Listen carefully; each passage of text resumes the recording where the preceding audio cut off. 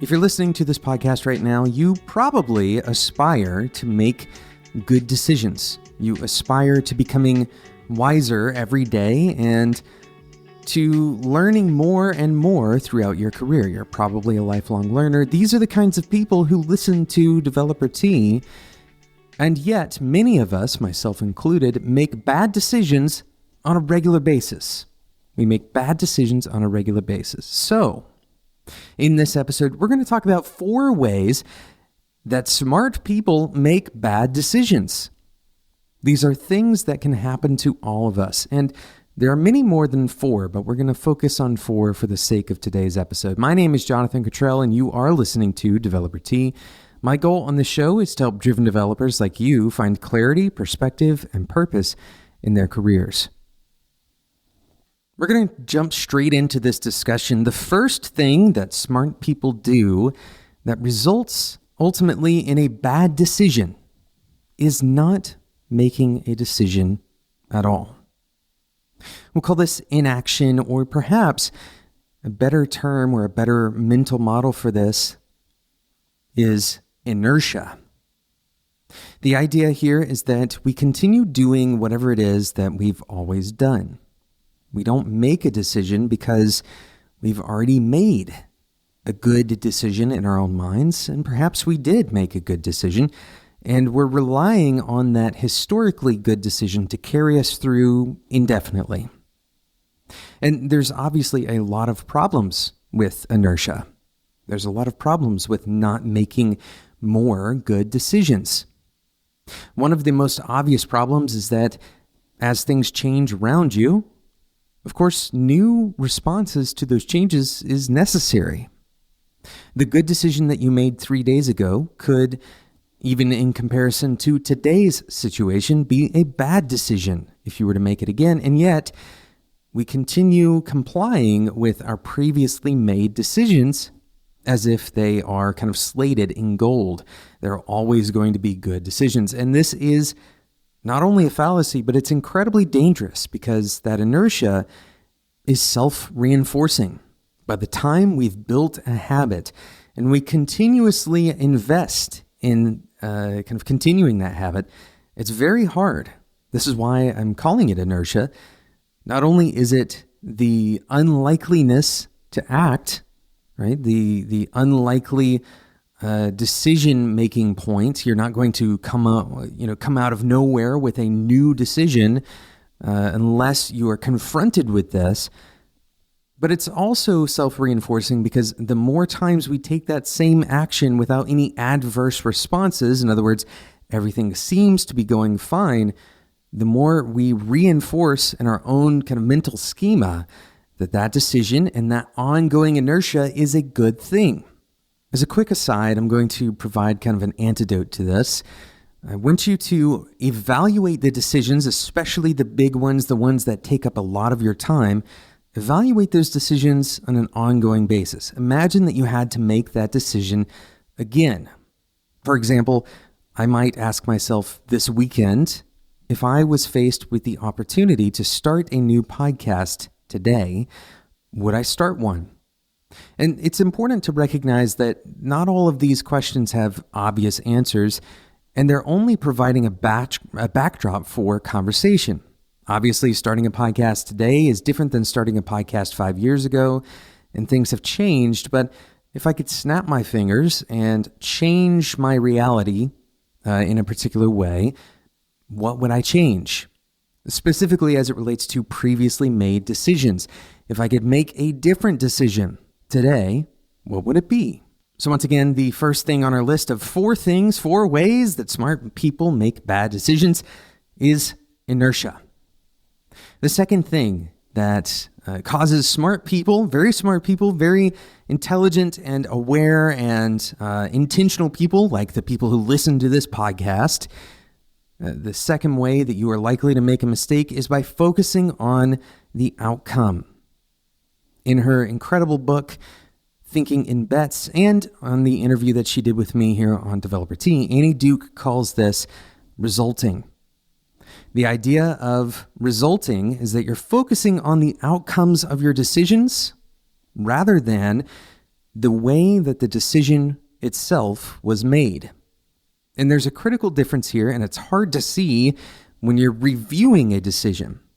It's intuitive to imagine that the way we determine whether a decision was good or bad is based on what happens as a result of that decision, but we're missing out on a critical component of the equation. We imagine that we have all of the factors necessary to evaluate the quality of the decision by looking at the outcomes, but we're discounting or perhaps entirely ignoring the role of many other factors that we don't have control over.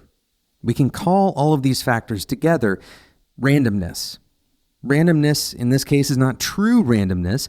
There are certainly other kind of decision makers or stakeholders or whatever you want to call them, actors in our little scene of a decision, of a given decision, but we don't necessarily have control over them. So we might as well think about those factors as random. They're in the environment that we choose to operate in, but we don't necessarily have control over those factors. I'll give you an exaggerated example of this. Let's imagine that you decide that you want to start working out. You want to become a power lifter. And so you start lifting weights, and on the first week that you start lifting weights, you register for a competition. And the competition is this fictional competition, allows anybody to register. So you have registered, but it just so happens that a large cohort of the world's greatest powerlifters have also registered. Now, over the course of the next few weeks and ultimately months, you continue working out. You continue going down that path of becoming a powerlifter, and you make incredible progress if you were to look at it subjectively. You're doubling and tripling your maximum lifts, right? And this progress is incredible. But then you go to the competition, and the lifelong power lifters, the ones who have been doing this ever since they can remember, they outpace you substantially. Ultimately, you come in last in the competition. And you're looking back at this decision to become a power lifter, and you decide that it was a bad decision because you came in last in the competition. And this is obviously exaggerated. We can find the flaws in this particular example very quickly, but a less exaggerated version of this, perhaps a more likely to be mistaken version of this, is if on that first week when you start lifting, you injure your ankle. In this scenario, it's easy to say, well, that was a bad decision. I should have never tried to become a power lifter because I injured my ankle. The truth is very far from this. There are many scenarios, kind of many possible futures, possible pathways where you don't injure your ankle. There's plenty of pathways where you end up becoming a great power lifter. So it's important to recognize when we are discounting or ignoring all of those random factors that we don't have control over when we are evaluating the quality of our decisions. Now remember, the quality of a decision is based on what you know at the moment that you are making the decision. It's not based on the outcome. To be clear, we're not going to evaluate the quality of our decisions based on the results of that decision, but instead, the quality of the decision is based on what we know and what we can control at the point that we make that decision. We're going to take a quick sponsor break, and then we're going to come back and talk about how very smart people, very intentional people, can make terrible decisions. Today's episode is sponsored by Monday.com. Speaking of luck, can you imagine being one of the first people to invest the time to build an app and drop it into the App Store, only to see it skyrocket after that? Sounds like a once-in-a-lifetime opportunity, but it seems that it's coming around again. Monday.com is an online platform that powers over 100,000 teams' daily work, and they just launched a contest to build apps that they will include in their marketplace launch. They are giving away prizes that will totally blow your mind, and if we weren't advertisers ourselves, we'd probably enter. If you want to be one of the first in the Monday apps marketplace, you can start building today. Monday.com is a work operating system that powers teams to run processes, projects, and build custom workflows in one digital workspace. With over 100,000 teams on Monday.com, you can imagine this is definitely a flexible and a visually stunning platform, and it's not opinionated, so you can bring your process to Monday.com. The Monday Apps Challenge is bringing developers around the world together to compete in order to build apps that can improve the way the teams work together on Monday.com. And when I say that these prizes are incredible, I'm not kidding. They are some of the best prizes I've seen in a competition like this. There's $184,000 in total prizes. They're actually giving away 3 Teslas, 10 MacBooks, and plenty more. Go and check it out. Head over to monday.com/devt. That's monday.com/DEVTEA to learn more about the Apps Challenge. Thanks again to Monday for sponsoring today's episode of Developer Tea. So I want to talk about 2 more ways that smart individuals, smart people like the people who listen to this show, the ones who actually care very deeply about making good decisions, how they can go wrong and make a bad decision. We've already talked about inertia, inactivity, or choosing not to make a decision, choosing not to have enough decision points, relying on previously good decisions to carry us through. We've also talked about focusing on outcomes rather than focusing on the quality of the decision itself, that idea of resulting that comes from Annie Duke's book. The third thing I want to talk about today is rounding and estimation errors. Now, you might think that this is something that you would save for a math class, but when it comes down to it, many of our decisions are based on some kind of calculation. Whether we put specific numbers to our calculation or not, we are doing some kind of calculation. I'll give you an example. Let's say we are trying to decide whether or not we're going to put on our seatbelt. The answer may seem obvious, but we're going to play with the numbers that are underlying this decision to understand how this rounding error can actually have a big impact. Ultimately, putting on our seatbelt is a binary decision. We either do or we do not put on our seatbelt. Now, there are other measures that we might take, but if we're just talking about this one decision in isolation, we either have an activated response or an inactive response. In other words, we either do or we don't. And in our minds, you can imagine that we are doing some kind of calculation and we're determining, based on some number of factors, whether we're going to activate that decision pathway. We are going to wear our seatbelt. And so what are we using to make that decision? Well, we might use, let's say, the length of the drive. The longer the drive, the more likely we are to be exposed to the possibility of an accident and therefore harm. All right? We might also determine it based off of the kind of driving we're planning on doing. If we're going to drive at high speeds on the highway, then that's one type of driving. But if we're driving low speeds on a back road, let's say, that's a different kind of driving, right? We might assign, and all of this happens sometimes instantly, right? We assign these weightings to these various factors, and we're putting all of that into our kind of decision-making machine, our mental algorithm for this. Now, here's the reality. The number of factors that we're taking into account when we make this decision can be enormous. For example, our own experiences. We weigh this against our other information. If we have successfully not worn our seatbelt on this particular short drive, then that reinforces that it is safe to not wear our seatbelts. And this may have very little to do with rationality. And this is where rounding errors come into play, and estimation errors, where estimation errors come into play. We can imagine that our estimates or our understanding of risks, for example, in this case, risk of not wearing our seatbelt for a 1-mile drive, we could have drastically different pictures, okay, of the level of risk than matches reality. If we had the corrected inputs, right? If we knew the risks were higher or even lower than what we expected, we might make a different decision. By the way, we also have other factors like whether or not this decision causes pain or is difficult to make. For example, there's very little pain involved with putting on our seatbelts. And this becomes incredibly important because as we increase the difficulty to make a good decision, and in this case, by the way, if it's not abundantly clear, wearing your seatbelt is a good idea.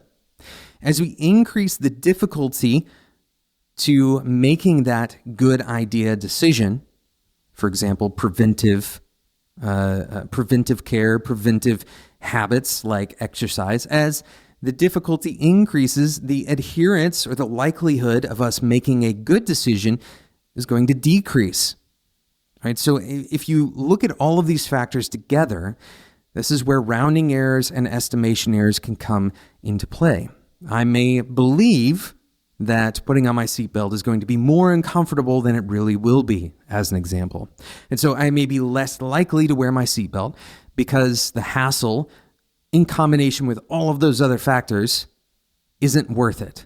And so that particular decision pathway is not activated. I don't wear my seatbelt, and I accept risk that I don't even realize that I'm accepting. This is how we make bad decisions, even when we think we're making good decisions. But finally, I want to talk about a fourth way that smart people tend to make bad decisions. And I'm going to call this permanent marker decisions versus pencil decisions.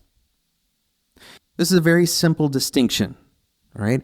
Having a permanent marker decision means it's a very difficult to reverse type of decision. It's difficult to get permanent marker off of a piece of paper. You might strike through it, but it's going to leave a mark. It's going to be a lot of effort to go a different direction once you've made this kind of decision. The second kind of decision, the pencil decision, is much easier to reverse. Often we make permanent marker decisions when we could make pencil decisions. And why is this important? Well, let's say you have 100 decisions to make, and all of them carry the same level of risk, let's say 5%, that your first instinct or your first decision is going to be wrong. Well, that means 5 out of 100 of those decisions you're going to want to change. And so in the case that you choose pencil decisions 100% of the time, that means easy to change, then those 5 decisions that were bad, those 5 gut instinct or whatever the reason is that that first 5% is bad, is easy to change. The rest, the other 95%, you don't need to change them necessarily, but that's okay. There's nothing lost by having a pencil decision. But if you go with a permanent marker decision, those 95, they're never going to change, but those 5 out of 100, they still need to be changed. And the amount of effort necessary to change those decisions is difficult. I want to say a little bit more about pencil versus permanent marker decisions. We have some psychological attributes, some biases as humans that cause us to believe that our decisions are always permanent marker decisions.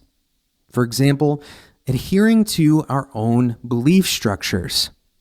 When we choose a belief, and especially if we share what that belief is in some public or social atmosphere, we are very reticent to change that, to go back and erase it and say, well, actually, I believe something new, something different now.